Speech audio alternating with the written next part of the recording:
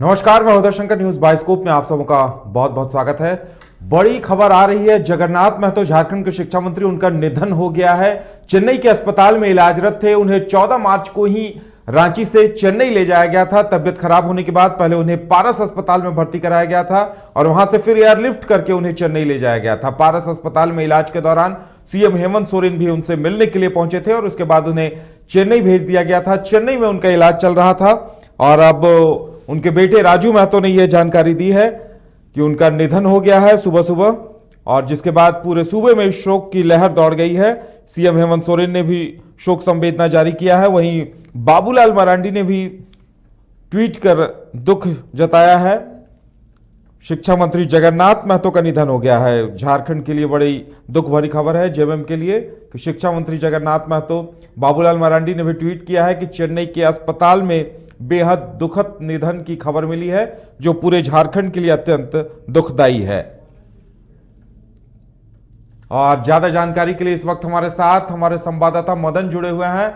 मदन, सुबह सुबह काफी दुखद खबर आई झारखंड के लिए। शिक्षा मंत्री जगन्नाथ महतो इलाजरत थे, उनका निधन हो गया।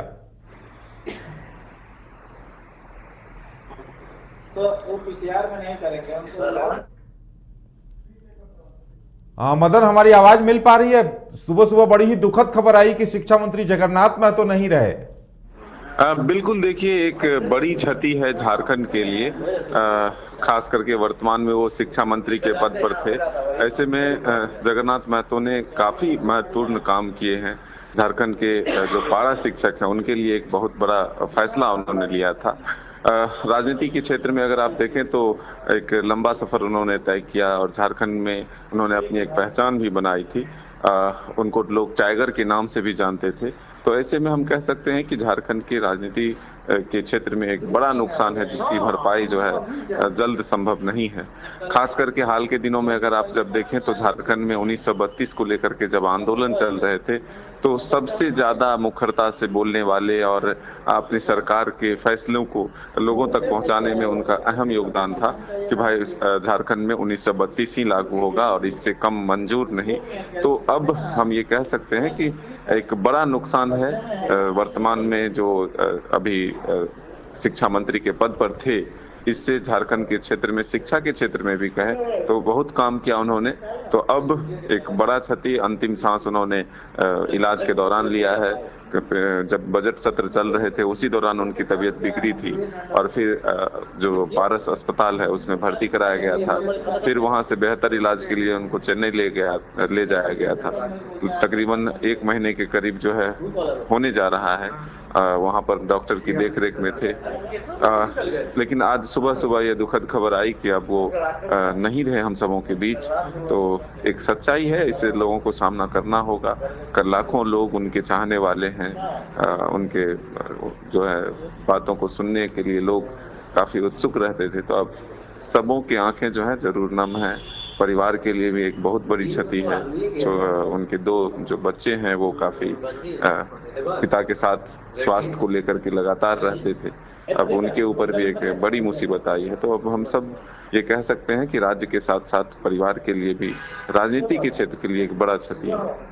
बिल्कुल, काफी लोक नेता थे और स्थानीय लोगों के बीच भी काफी लोकप्रिय थे, अपने क्षेत्र में भी काफी लोकप्रिय थे। जाहिर सी बात है, काफी दुखद खबर है। और मदन पिछले 2 सालों से इलाजरत थे। उनका लंग्स का ट्रांसप्लांट हुआ था चेन्नई के एमजीएम अस्पताल में, लेकिन इसके बावजूद वो लगातार ये कोशिश करते थे कि आम लोगों से जुड़े रहें, मिलते रहें। डॉक्टरों ने उन्हें मना किया था, इसके बावजूद भी एक उनके अंदर ये बात दिखाई देती थी कि हमेशा लोगों से जुड़े रहे वो।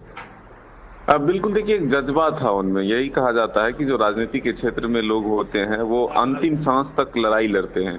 वो अपने जीवन के हर उस क्षण को लोगों की सेवा में लगाना चाहते हैं कि आखिरी वक्त तक भी लोग उनके लिए जो कर सके तो वो करना चाहते हैं। और यही उदाहरण जगन्नाथ महतो ने दिया कि लंग्स बदलने के बावजूद भी जब उन्हें पूरी तरह से सुरक्षित रहना चाहिए था, अपने घरों में रहना चाहिए था, तब भी वो राजनीति में सक्रिय रहे, शिक्षा मंत्री के पद को संभाला और साथ ही वो जो है लगातार जनता के बीच में जाकर लोगों की दुखों को सुनना, लोगों की समस्याओं को सुनना, उसके निपटारा के लिए अधिकारियों तक दिशा निर्देश देना, ये तमाम चीज में जुटे रहे। हाल के दिनों में हम लोग भी खुद जब वो उनके आवास पहुंचे थे तो उनकी तबीयत ठीक नहीं थी।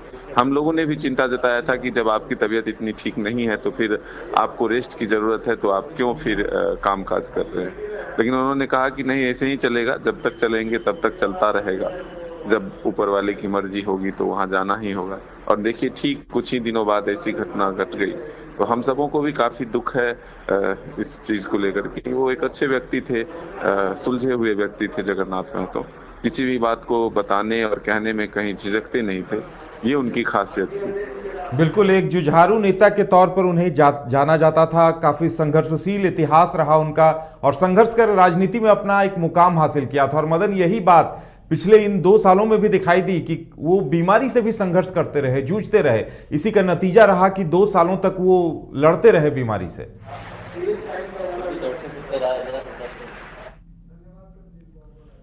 तो शिक्षा मंत्री जगन्नाथ महतो का निधन हो गया है। पूरे झारखंड में शोक की लहर दौड़ गई है।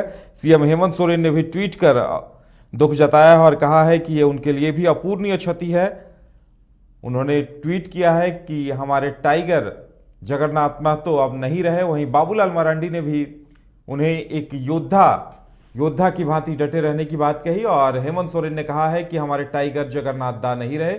झारखंड ने अपना एक महान आंदोलनकारी, जुझारू, कर्मठ और लोकप्रिय नेता को खो दिया है।